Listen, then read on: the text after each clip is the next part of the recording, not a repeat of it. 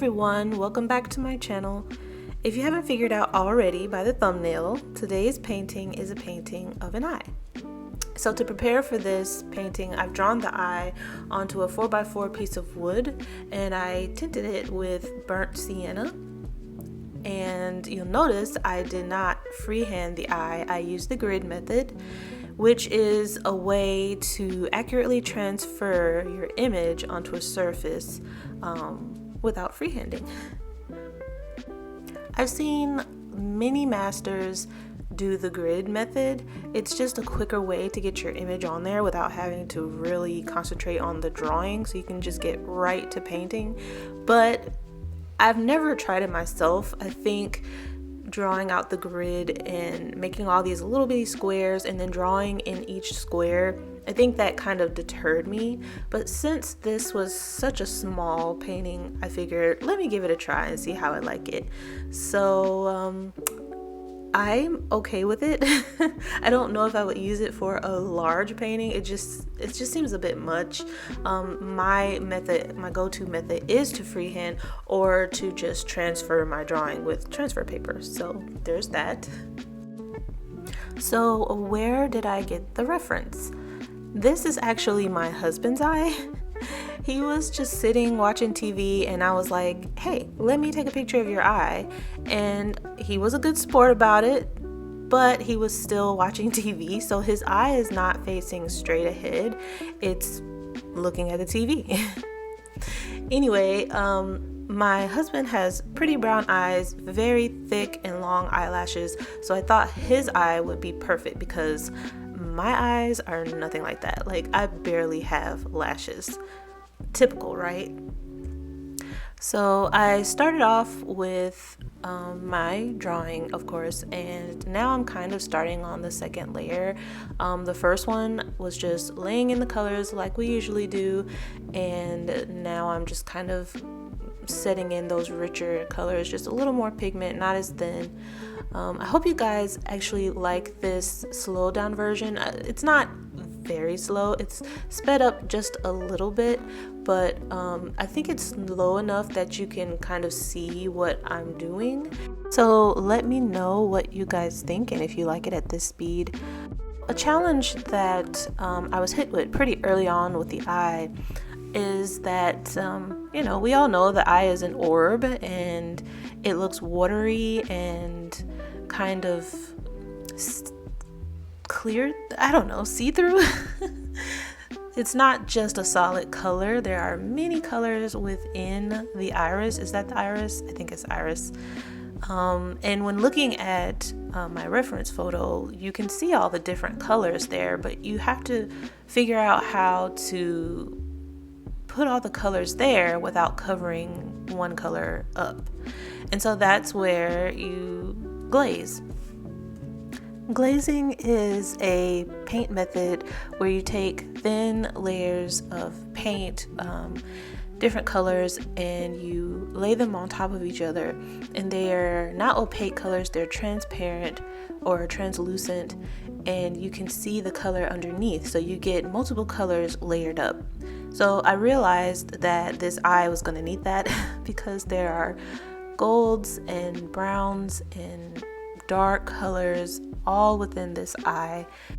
Now, I'm not a master at glazing, definitely not a master at painting, but I knew that that technique was going to give me that nice watery eyeball look. And just a tip with the eye when you're painting one, the white part of the eye, it looks white, but it's not. I believe that's the sclera. If it's not, please correct me. My brain is like, what part is what? But you'll notice I'm putting a little bit of blue on there, and the part that looks white, that's just because of my camera. It's actually like a yellowish color, and I believe I also add a little bit of red and gray, but a lot of blues, because the eyeball or the sclera is not white. If you want to step up your realism game when it comes to the eye, you definitely want to consider all the colors within there. And a way to get past that, like just seeing the white of it, really zoom in on your reference, and this is why it's important to have a reference. Zoom in on your reference and look at the different areas. And so when I did that with this eye, it did look pretty white, but I did pick up those subtle changes. Under the eyelid is usually a shadow being cast over it, so you'll definitely have like grays and blues up there. I didn't worry too much about the top of the sclera because the eyelashes were going to cover it, but I did kind of make up shadows up there because I knew that they would be there, and it kind of helped me to visualize the ending of the painting, because kind of going through the ugly phase right now, right? But really pick out those colors in the sclera and in the iris as well, in all parts of the eye, because that's really going to make your eye pop and really bring out the realism of it. And with realism, the funny thing is that when you see a certain color, you think, well, that's weird, that shouldn't go there. Put it down. Trust me. The color looks like it doesn't belong, but it does, and it ends up bringing your painting together. So that's my little tip when it comes to painting eyes, the little I know.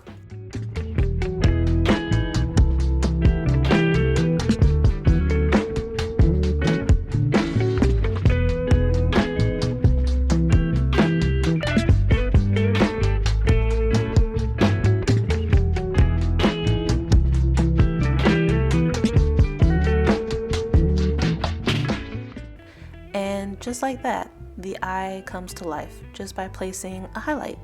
On this particular reference, my husband had a lot going on in his eye when it comes to the highlight, and I didn't want to do all that, so I just took a portion of that highlight and just put it in a certain spot. It's not perfectly placed, I know, but I liked how it looked, so I just did it like that.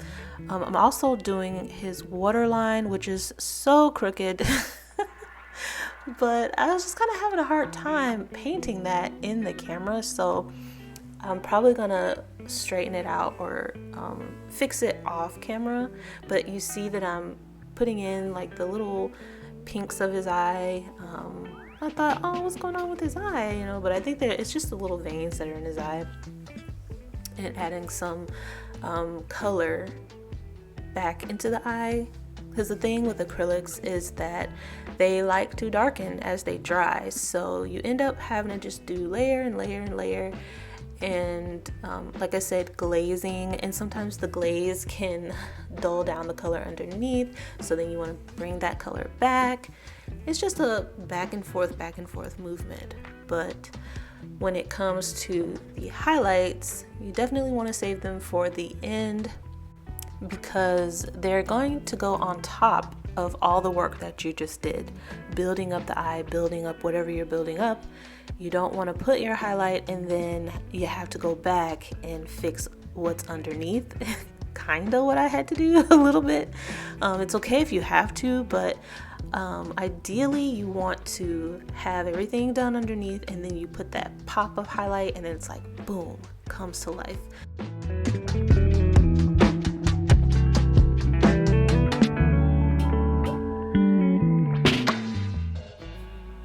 And now the dreaded part, eyelashes. I can't paint eyelashes to save my life. Like, it's the worst part for me. And I've seen people paint eyelashes and it's so pretty. I just can't get the flow of it. Maybe it's my brushes, I don't know. Like, sometimes my brush puts down too thick of a paint. But, you know, what better way to learn than to just do it? So I was using one brush at first, and it just kept giving me these thick, crazy lines, so I switched to this smaller one, and it worked. And I learned that I'm using too much water, and it's just not enough paint to form a full line, so I made sure to have more paint than water. My husband's eyelashes, like I said, are thick and pretty. Like, this is literally what his eyelashes look like. And he has blonde lashes. He didn't believe me, or he doesn't believe me when I tell him that the tips of his eyelashes are blonde. So I really wanted to capture that, and it kind of makes it look like the sun is kind of reflecting off of his eyelashes, but it's really his eyelashes have blonde tips. I don't know why. That's just the way they are. Here's proof. So yeah, his eyes were like perfect for this. And here is the finished painting. I really enjoyed painting it, and I kind of want to do some space themed eyes. So tell me what you guys think, and I'll see you in the next video.